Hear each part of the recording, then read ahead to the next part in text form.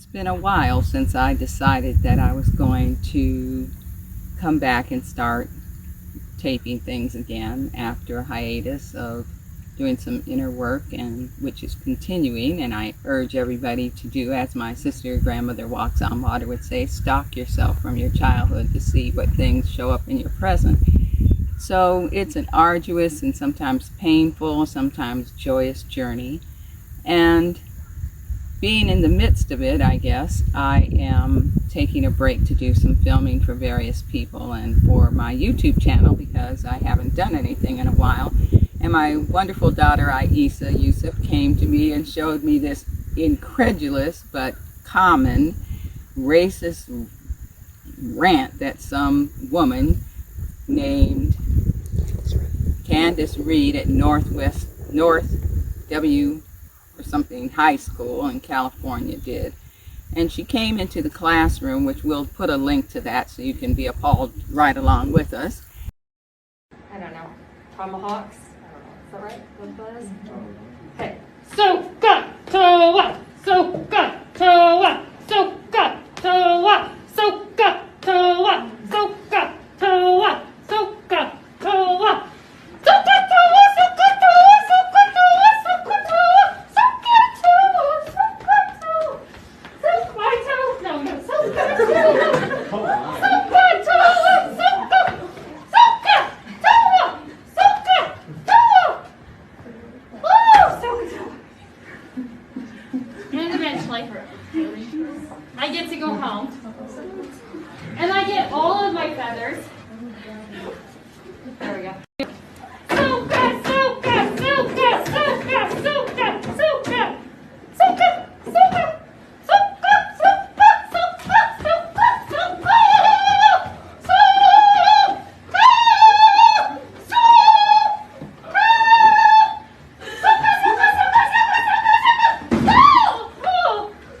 oh man, I just hurt my toe. My toe. My toe.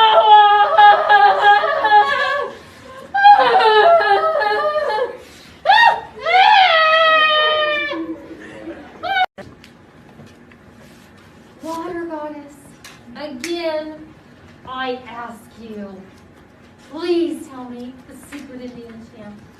Please. And then I hear.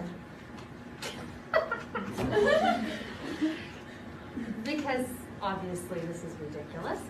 Wow, look! You okay? I just ran into the rock god. Oh my god. And he spit out. Sorry. This is just too funny. He spit out these beautiful rocks, which my children painted. I pulled them out of my pantry. No, wait, no, but the rock god did this. Oh. Thank you, rock god, for these beautiful. And saluted a rock god or something and started this mumbo jumbo with these feathers that she made out of construction paper or something and a headdress, and continuously mocked and made light of indigenous people of this continent. And so she came in and she started all this mumbo jumbo, saying something unintelligible, just like her intellect, and said, and just kept dancing and hopping around and just acting insane. And it just shows you the height of disrespect that she and others like her have for indigenous people. There was, fortunately, a indigenous person in the classroom who filmed this thing and uploaded it. And it's just astounding in this day and age how someone like that, but of course she's white and she's blonde and she has a pass, to come in there to a school whose principal is a Latina, and just shows you her lack of respect for her principal as well, that you would come in there and do something so racist and idiotic as that. And then of course the students are giggling, and it's an uncomfortable one too, because I think at their age some of them realize just how absolutely disrespectful and just downright wrong it was. However, this went on for several minutes as she did this little dance and this chanting and saluting gods and all these other crazy things that she made up. And right before Indigenous Peoples Heritage Month, which is ridiculous in itself, just like Black History Month, because our history is not a month long. It's a lifetimes of history. History they're fighting to keep from being told correctly. And so I watched a little bit of The View this morning, and they had Congalesa Rice on there, and it just was a throwback to the Bush administration, who she served. And she talked about having grown up in the South in segregation, and she didn't realize this, that, and the other till she moved. She was on there in her own way defending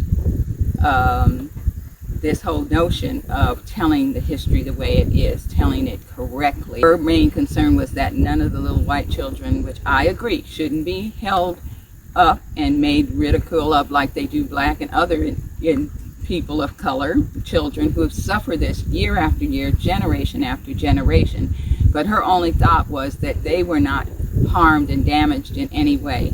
I don't think they should be either, but that shouldn't stop the truth from being told. It just was outrageous to me that she did not feel anything towards the other kids of color that sit in those classrooms year after year being lied to, right along with the white children, Asian children, Latina children. I mean, I saw things that during Black Lives Matter, when people were falling over themselves to post things on their websites and corporations and all this with Black history tidbits, and adult Black women and men saying, I didn't know this, I didn't know this. You don't know because they don't teach you this thing. They don't teach you the truth. So what's going to happen is they don't want to teach slavery. They don't want to teach the horrors of slavery.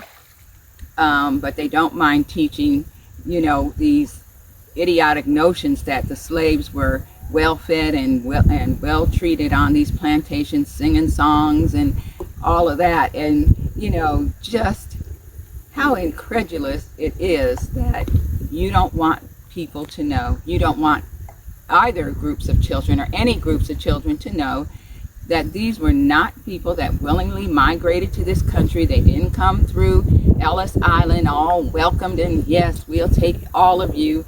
Just like now with the Haitians that they're pushing out. No, you're the wrong color, wrong ethnicity, you can't come in, but we'll take these other groups by the thousands, but we won't take you. Why? The Haitians threatened exactly what they don't want to teach, that they were the ones that had a successful rebellion and took their country back from the French. Why would you want that notion taught? Makes you ponder, doesn't it? But we all are very clear about this, that for this woman, which also brought up for me memories of when I was back in school so many years ago, being in elementary school where we did the same thing. We were told to make these for Thanksgiving Day, these little things to put on your head, little headdresses using construction paper to make feathers. Nothing was said about how these headdresses are made, what groups they came from, why they're made, what the significance are, what these full bonnets that some of these people, like the guy that dresses up in this so-called native costume for the Washington team and struts himself around being Black, it's appalling. But at any rate, it just shows the ignorance of people, and they don't take time to do the research. And you think you're honoring a group that says, I'm not honored by this at all, but you continue to do these things. And then when someone says, well, it's time to teach the true historical record, that these people were captives, some, yes, sold by other tribes in Africa. That doesn't excuse people who bought them either, or let's make them less culpable, but they were, yes, brought here by the thousands. Some chose to die in the ocean rather than be brought here. Some wish they had died in the ocean. Reminds me of, these zebras that we're all rooting for that are on a farm in Maryland, and they made their escape, and we're like, run, zebras, run. You think you're going to get back to Africa. They went into Black neighborhoods, which is kind of, a little amusing that they did. And I'm sure we were like, yeah, well, maybe they think they reached home or something. And at the same time, the Messiah on a trek because they're trying to take their homeland from them. And we're like, yeah. And so here we are with so many things that, my head is swirling with this